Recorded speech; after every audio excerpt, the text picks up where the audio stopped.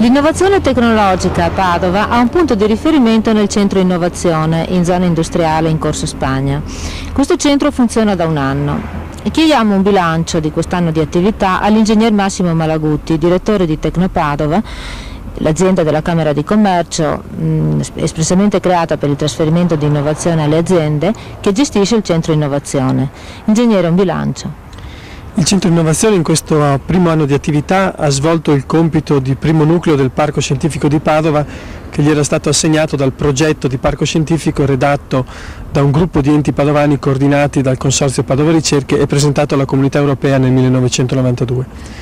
Nel corso di questo primo anno di attività sono state sviluppate in buon accordo con le previsioni di progetto, e questo è un motivo di soddisfazione per noi, le attività di formazione e informazione sulle nuove tecnologie rivolte alle piccole e medie imprese e le attività di incubatore, l'area dedicata alla presenza di nuove piccole imprese nel settore delle tecnologie innovative, ospitata al primo piano del Centro Innovazione.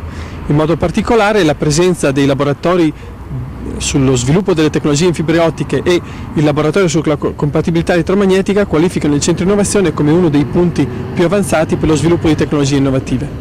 E quindi i programmi per il prossimo anno?